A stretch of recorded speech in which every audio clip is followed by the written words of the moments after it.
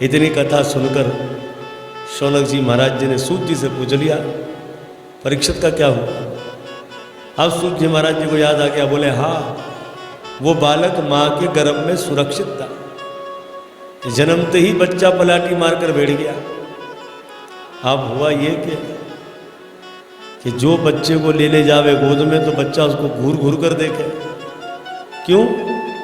बच्चा देख रहा है वो काला काला मुरली वाला कहाँ है जिसने माँ के गर्भ में मेरी रक्षा करी। इतने में ज्योतिष आ गए। अब ज्योतिषों ने कहा कि देखो महाराज, ये बालक जिसकी गोद में जाता है उसकी परीक्षा लेता है, इसलिए इस बालक का नाम होगा परीक्षित।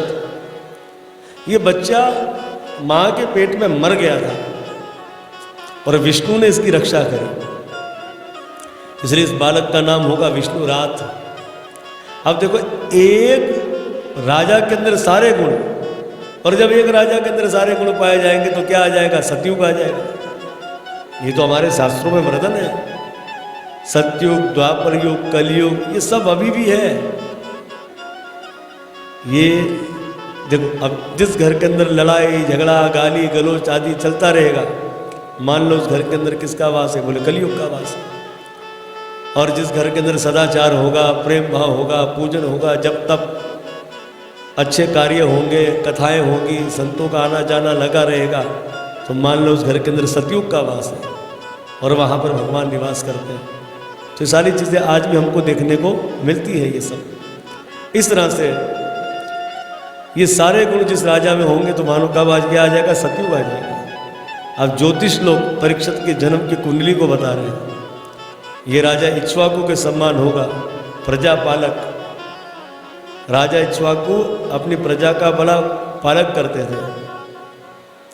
श्री राम जी के समान सत्य प्रतिज्ञा, जो कहेगा वो वचन पूर्ण करने वाला होगा। इसी तरह से जब विभीषण जी महाराज जी राम जी की शरणागति में आ गए तो राम जी ने तुरंत उसे लंका का राजा बना दिया। सुग्रीव ने पूछ लिया, प्रभु अब तक तो हमने लंका पर विजय भी नहीं पाई और आपने इसे लंका का राजा बना दिया। अगर रावण आपकी शरणागति में आ गए तो उसको कहाँ का राजा बनाओगे? उस समय राम ने कहा, मैं तुम्हें सत्य वचन कहता हूँ सुग्रीव, अगर रावण मेरी शरणागति में आ गया तो मेरा भक्त भरत अयोध्या का राजा है, मैं रावण को अयोध्या का राजा बना दूंगा। तो सत्य प्रतिज्ञा जो कहते थे उसे पूर्ण करते थे भगवान। इनके गुण भी परीक्षित महाराज में होगा राम जी के समान। राजा शिवी के समान शरणागतों की रक्षा करने वाले। शिवी महाराज जी बड़े धार्मिक पुरुष थे। एक दिन शिवी अपनी अटारी पर खड़े थे, कबूतर आगे, बाज उसको खाने के लिए पीछे पीछे। शिवी महाराज जी को दया आ गई और शिवी जी ने सोचा, अगर मैं इस बाज को मारता हूँ तब भी मुझे अपराध लगेगा। क्यों? क्योंकि बाज का आहारी कबूतर है, अब उस कबूतर को कैसे मुक्त करूं? तो उस समय राजा शिवी ने अपनी जंघा से कबूतर के आकार का मांस काटा और उस बाज से कहा कि तू कबूतर को मुक्त कर दे, ले मेरे अंग का मांस खा ले। तो राजा शिवी के सम्मान जो शरणागत होगा उसकी रक्षा करने वाले होंगे। राजा भरत के सम्मान कहीं विधि प्रकार के यज्ञ करने वाले। भरत जी महाराज जी ने बड़े यज्ञ किए। इसका वर्णन श्रीमद् भागवत के 9वें स्कंद में आपको सुनने को मिलेगा। समुद्र के सम्मान ये बालक गंभीर होगा। समुद्र कैसे गंभीर होता है, ऐसे बालक गंभीर होगा। सिंह के सम्मान महापराक्रमी। शेर कैसा होता है, कैसे अपने शिकार पर हमला करता है, कितना शक्तिशाली। अरे जंगल का राजा बताया गया शेर को, उसके सम्मान इस बालक के गुण बताए जा रहे। शेर के सम्मान शक्तिशाली होगा। पृथ्वी के समान क्षमा करने वाला। हम कितना पृथ्वी को कष्ट देते हैं पर पृथ्वी हमें क्षमा कर देती है। उसकी तमा जब इसकी तरह जब कोई इनकी शरणागति में आएगा, गिड़गिड़ाएगा तो उसे क्षमा कर देगा। राजा ययति के सम्मान बड़ा धार्मिक होगा। राजा ययति के विषय में पद्म पुराण के भूमि खंड के अंदर पढ़कर मैं तो हक्का बक्का रह गया। अरे राजा ययति ने तो अपने राज्य में ऐलान करवा दिया था कि जो वैष्णव नहीं होगा, जो भक्ति नहीं करेगा, विष्णु का पूजन नहीं करेगा, उसे मेरे राज्य में दंड दिया जाएगा। इतना बड़ा वैष्णव सिद्धांत इनके विषय में बताया गया हैगा पद्म पुराण के भूमि खंड में, ये कैसे वैष्णव राजा थे। राजा ययति इतने धार्मिक थे, कृष्ण भक्ति। अरे इनके राज्य में तो जो जनता काम आदि करने वाली थी ना, वो तो आम तौर पर भी गोविंद, दामोदर, वासुदेव, कृष्ण ऐसे अपने बच्चों को, पत्नियों को भगवान का नाम ले लेकर पुकारा जाता था। इतने धार्मिक पुरुष थे राजा ययति, जो यहाँ पर लिखा है ना कि राजा ययति के समान धार्मिक होगा। जैसे शिला प्रभुपाद जी ने पूरे विश्व में सत्य सनातन धर्म की ध्वजा को लहरा दिया, श्री चैतन्य महाप्रभु ने नाम संकीर्तन के द्वारा सबको कृष्णमय कर दिया। इसी तरह ये कार्य राजा ययति ने भी किया वेवासत मंत्र के अंदर। ऐसे धार्मिक राजा है राजा ययति, बलि के समान धार्यमान होगा। बताओ, ये गुण भी है परीक्षित में। बलि महाराज का भगवान ने सब कुछ ले लिया, फिर भी धार्यमान थे, खड़े थे, डगमगाए नहीं अपने वचन से। ये गुण भी परीक्षित में बताया जा रहा है। और प्रहलाद महाराज जी के समान परम भागवत, प्रहलाद महाराज जी परम भागवत थे, और ये गुण भी परीक्षित में पाया जाएगा। ये सारे गुण किसी राजा में पाए गए तो मानो क्या आ गया, सतयुग आ गया। इस प्रकार से ज्योतिष कह रहे कि महाराज अब कुछ अवगुण दिखलाई दे रहा है। कैसा? बोले एक ऋषि बालक इसे श्राप देगा और तक्षत नाग काटने से इनकी मृत्यु होगी। ये सुनकर युधिष्ठिर महाराज जी को बड़ा दुख हुआ। बोले सर्व काटने दुख की बात नहीं, पर ऋषि बालक का श्राप ये तो बड़ा अपराध है। उस समय ज्योतिषियों ने कहा निराश मत हो, एक ऋषि बालक इसे श्राप देगा 7 दिन में तक्षत नाग काटने का। अरे भगवान व्यास जी के पुत्र श्री सुखदेव जी से इनकी भेंट होगी, और वे श्री कृष्ण के चरित्र को सुनाकर इन्हें कृष्ण धाम की प्राप्ति करवा देगा। अब सुनकर युधिष्ठिर महाराज जी प्रसन्न हो गए। अब एक दिन की बात है, युधिष्ठिर महाराज जी ने अर्जुन की खैर खबर लेने के लिए उसे द्वारका भेज दिया। और यहाँ तीर्थ यात्रा करते करते श्री विदुर जी महाराज जी द्वारका गए, वृंदावन गए, हरिद्वार गए, और तीर्थ यात्रा पर ही उन्हें ये पता लगा कि धृतराष्ट्र के सारे बच्चे मारे गए। युधिष्ठिर महाराज जी राजा बन गए, और मेरा भाई धृतराष्ट्र अभी भी पांडवों के पास रहता है, अभी भी धन आदि का उसे मोह है। ये बात उन्हें ठीक नहीं लगी, और विदुर जी महाराज जी हस्तिनापुर आए। जब हस्तिनापुर आए तो पांडवों ने उनका बड़ा स्वागत किया। युधिष्ठिर महाराज जी तो कहते हैं कि आपने हमारे कुल में जन्म लेकर हमारे कुल को कीर्तिमान कर दिया। क्योंकि जब कोई भगवान का परम भक्त किसी कुल में जन्म ले ले तो उस कुल की बड़ी महानता बढ़ जाती है कि महाराज। और यही शिक्षा हमें इस कथा से मिलती है। युधिष्ठिर महाराज जी कह रहे आप सब तीर्थों पर गए, द्वारका भी गए होंगे। हमारे वसुदेव जी कैसे हैं, देवकी मैया कैसी, रोहिणी जी कैसी है, उग्रसेन महाराज, सूरसेन महाराज, सब कुशल मंगल तो है। हमारे जगन्नाथ प्रभु वो तो ठीक है।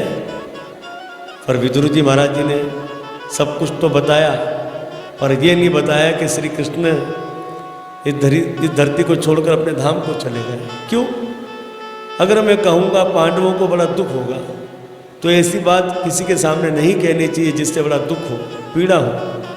और विदुर जी ये भी जानते थे कि अर्जुन गया है, अर्जुन स्वयं ही आकर बता देगा।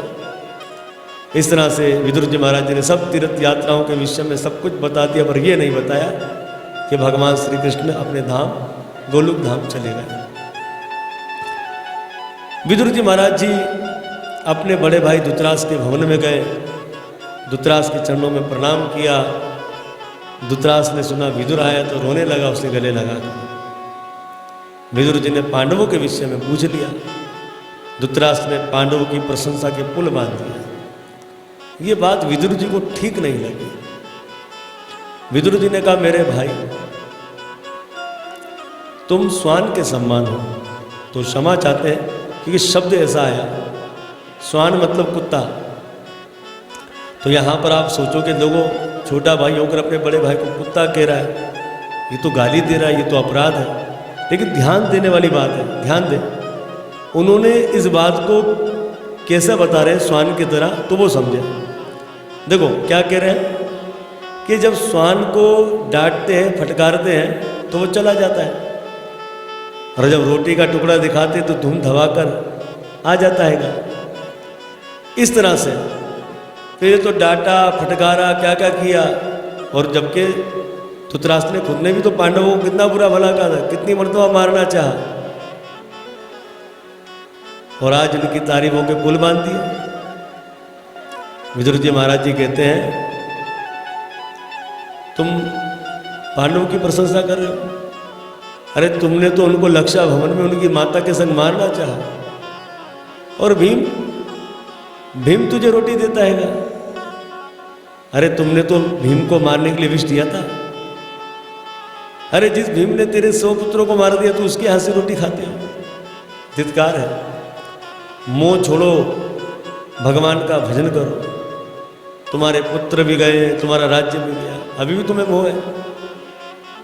भगवान का भजन करो, संतों का संग करो, तुम्हारा कल्याण होगा। धृतराष्ट्र ने अपने छोटे भाई विदुर जी की बात सुना और कहा कि देख मेरे भाई, मैं और मेरी पत्नी आंखों के लाचार अंधे हैं, अब हम कहाँ जाएंगे भजन करने। तो विदुर जी ने कहा, कैसी बात कर दी, आप हमारे पिता के सम्मान हो, आप हमारे बड़े भाई हो, आपकी सेवा करना हमारा कर्तव्य है। तो उस समय रात के अंधेरे में अपने भाई और भाभी यानी कि धृतराष्ट्र और गांधारी को लिए विदुर जी महाराज जी हिमालय की यात्रा पर चले गए। सवेरे जब युधिष्ठिर महाराज जी आए अपने ताया ताई को जगाने के लिए, तो बिस्तर सूने थे।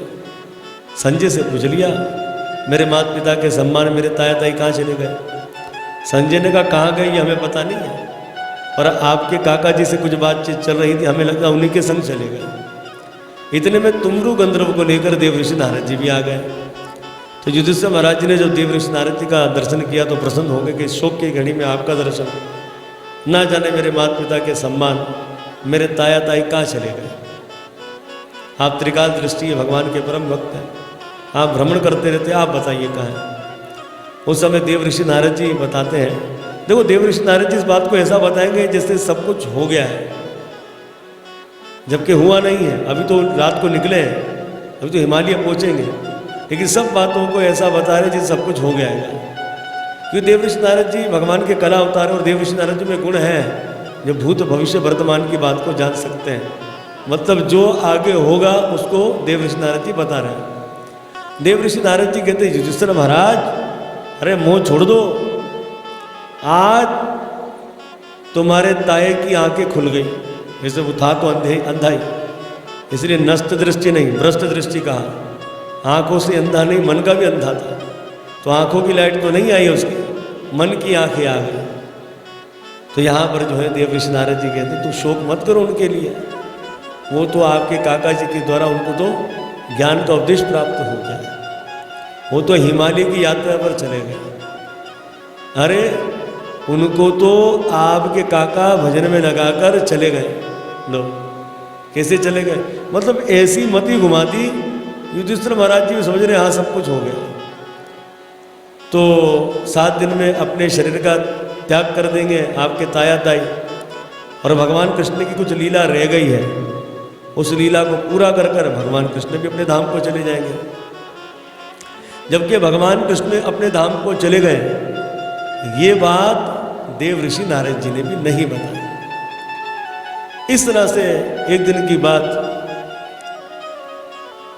युधिष्ठिर महाराज जी को अपशकुन होने लगा।